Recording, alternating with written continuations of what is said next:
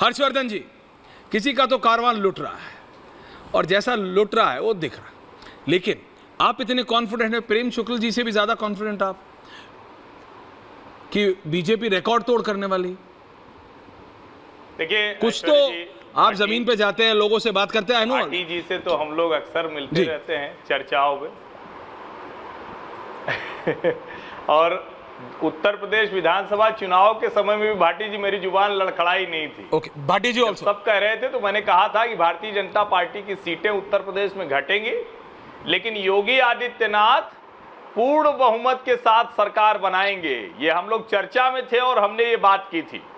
5 राज्यों के विधानसभा चुनाव हुए तब भी मैंने ये बात की थी।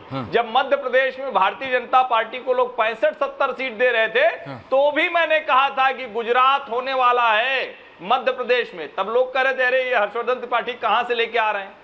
राजस्थान में भी पूर्ण बहुमत की बात की थी मैंने, और इसीलिए मैं कह रहा हूं कि आज मैं फिर दोहरा रहा हूं। देखिए 370 प्लस और 400 पार, ये प्रधानमंत्री नरेंद्र हर्षवर्धन जी आपको रोक रहा हूं इसलिए को वहां लेकर गए। तो फिर भाटी जी का जो क्लेम है, विपक्ष उस ट्रैप में फंसा। त्रिपाठी जी, तो फिर जो भाटी जी का क्लेम है कि उनकी काउंटिंग तो 20 से शुरू हो रही है यूपी में, उनके पास भी फैक्ट्स हैं। मैं चाहता हूं जरा आप दोनों एक मिनट जरा बात तो कीजिए। आप दोनों एक दूसरे को इज्जत देते, रिस्पेक्ट करते। नहीं, अगर ये होगा जी, only these two right now. कह रहा हूं ना कि भाटी जी अगर सीट वार बता दें तो सचमुच ये चमत्कार हो। भाटी जी प्लीज हो जाए, 20 सीटें भाटी जी हो जाए, क्लैरिटी हो जाए, पार्टी की क्लैरिटी हो जाए। भाटी जी वो कौन सी 20 सीटें जिनसे आप शुरू करें? Let's begin. यादव की जगह 2 people on air, Garima ji, thank you. नहीं जाते।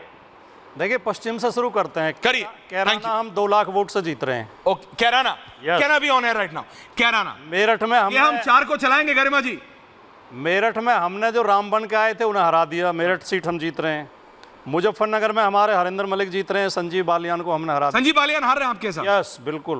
क्या बात? रामपुर हम जीत रहे हैं, मुरादाबाद जीत रहे हैं, बदायूं जीत रहे हैं, फिरोजाबाद जीत रहे हैं, मैनपुरी जीत रहे हैं, कन्नौज जीत रहे हैं, घोसी जीत रहे हैं। हम जो है अनुराग भदौरिया वाली बात नहीं करना, जिनमें परसों मतदान होना है उनमें से ज्यादातर सीटें हम जीत रहे हैं, और जो पिछले चरण में हुआ उनमें से आधी से ज्यादा हम सीटें जीत रहे हैं। अब ये तो फिर अनुराग भदौरिया वाली बात हो गई ना कि आने वाली सारी जीत रहे हैं, बाकी जो गई उसमें से आधी जीत रहे हैं। नहीं, और क्या आप जो 14 सीटों पे बदायूं की बात करें, जो 14 सीटों बदायूं की बात करें, बदायूं से शिवपाल जी के सुपुत्र है ना, बदायूं से शिवपाल जी के सुपुत्र है ना, अभिषेक है ना। हाँ जी बताइए। 5वें चरण में जिन 14 सीटों पर मतदान हुआ है, बीजेपी 4 मुश्किल से जीत पाएगी, 10 हम जीत रहे हैं। हर्षवर्धन जी और कांग्रेस। हर्षवर्धन जी क्रिस्प काउंटर, उसके बाद त्रिपाठी जी को ले आइए और विनीत को भी। देखिए प्रेम जी को लाइए, प्रेम जी को भी, थैंक यू। देखिए मैं भाटी जी का बड़ा सम्मान करता हूं। देखिए समाजवादी पार्टी में गिने चुने जमीनी नेता बचे हुए हैं और उसमें से है एक, इन्होंने जिस सीट पर ये हैं उस सीट का नाम ही नहीं लिया। समझिए इसको, इन्होंने उस सीट का नाम नहीं लिया भाटी जी जहां इंटरेस्टिंग। और जिस मुजफ्फरनगर की बात कर रहे हैं, जब अजीत सिंह चौधरी अजीत सिंह नहीं हरा पाए संजीव बालियान को, तो आज हरेंद्र मलिक हरा लेंगे, ये असंभव है। भारत रत्न चौधरी चरण सिंह के बाद राजनीति में असंभव ही संभव होता है। ये तो है, ये मैं मानता हूं, ये मैं मानता हूं, किया है, ये वाला डायलॉग जानना चाहिए। लेकिन हर्षवर्धन जी ये वाला इनका डायलॉग सही है। मैनपुरी और कन्नौज जी, मैनपुरी कन्नौज, हाँ नहीं प्लीज प्लीज आप कंप्लीट कीजिए। मैनपुरी और कन्नौज निश्चित तौर पर समाजवादी पार्टी को अपर हैंड है, निश्चित तौर पर, इसमें कोई कहने की बात नहीं है।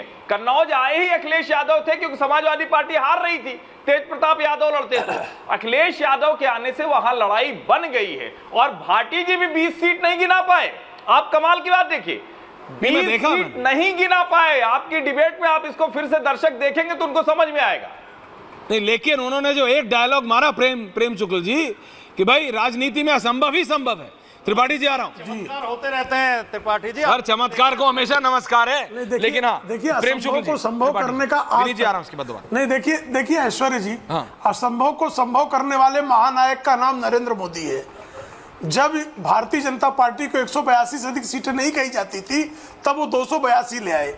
जब सपा बसपा और आरएलडी का गठबंधन होने के बाद जिन लोगों ने कहा था मिले मुलायम कांसी राम, हवा में उड़ गए जय श्री राम, उन सारी शक्तियों को बुआ बबुआ को धूल चटाकर समाजवादी पार्टी बिना बुआ के शरण में गए भी जो है 5 सीट पर, और बुआ के चरणों की शरण जाने के बाद भी 5 सीट पर। और अब कहां से जाएंगे भाई साहब? अब तो बुआ भी नहीं है कि बबुआ को पार लगाएं, और आरएलडी हमारे साथ है।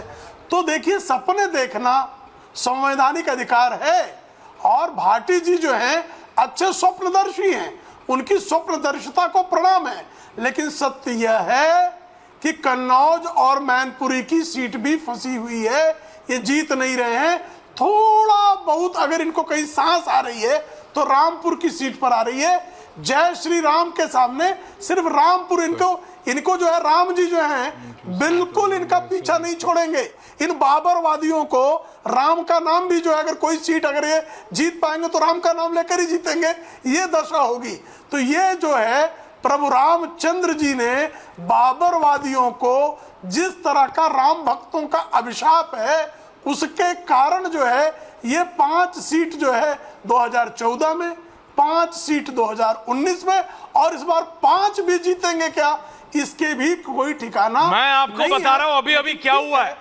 मैं आपको बता रहा हूं अभी क्या हुआ है प्रेम शुक्ल जी, और ये ब्रेकिंग न्यूज है। मैं अपनी ग्रिड टीम से रिक्वेस्ट कर रहा हूं, जरा नीचे ग्रिड पे भी ले आए कि अभी देखिए क्या हुआ। ये जो अलायंस की बात होती है विनीत जी, राहुल गांधी ने अभी कहा है, प्रेम शुक्ल जी, हर्षवर्धन जी सुनिएगा, रत्नाकर जी आप भी, कि देखिए उन्होंने केजरीवाल को जो बेल मिली है उस पर सवाल खड़ा किया। ये वही राहुल गांधी है जो कि मिसेस अरविंद केजरीवाल को लॉन्च करने के लिए पूरी टीम इकट्ठी हो गई थी।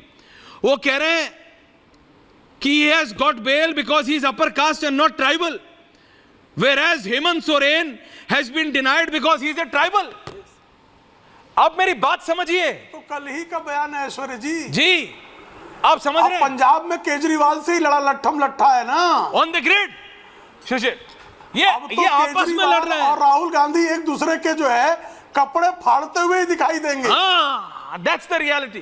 त्रिपाठी जी, कि हेमंत सोरेन को इसलिए नहीं दी क्योंकि वो ट्राइबल है, और अरविंद केजरीवाल को दे दी क्योंकि वो अपर कास्ट है।